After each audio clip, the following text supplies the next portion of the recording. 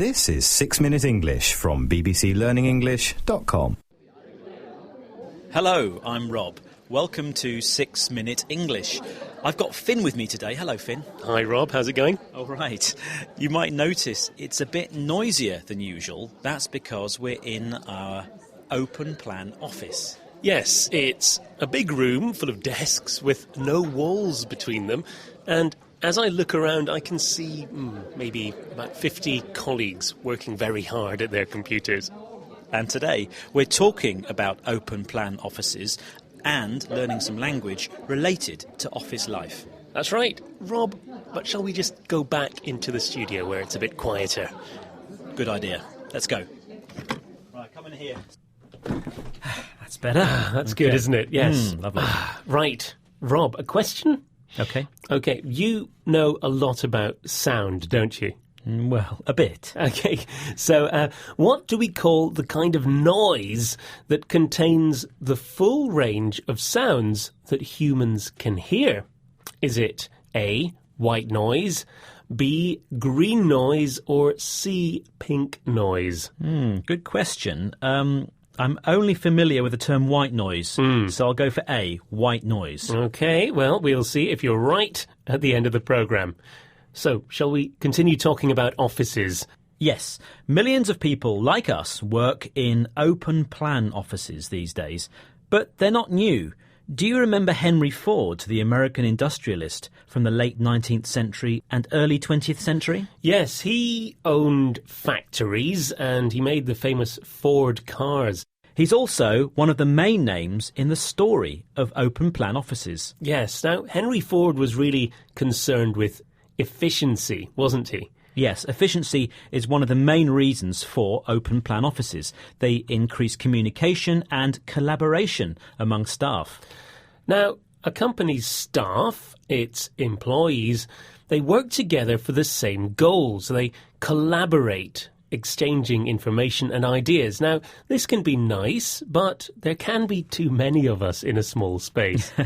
Franklin Becker, social psychologist at Cornell University in the US, thinks the reason open plan offices have become acceptable and popular, or, as he says, the reason they have taken root, is different. What reason does he give? The fundamental reason why open plan has taken root has nothing to do really with communication or collaboration or even flexibility. It has to do with the fact that you can reduce the amount of space per person in an open plan versus any kind of a closed cellular office. Well, it's all about saving space and money. He says it takes less space per person in an open plan office than it does in a cellular office. Now, that's an office which is made up of lots of small closed rooms. In those offices, the space for each individual per person is limited, which is why open plan offices have taken root. So, some very good reasons for open plan offices, but what about the noise? The noise, yes. Although open plan offices can save a company money, they have hidden costs. Sound expert Julian Treasure explains what they are. He uses a very important word for business. Which word is it?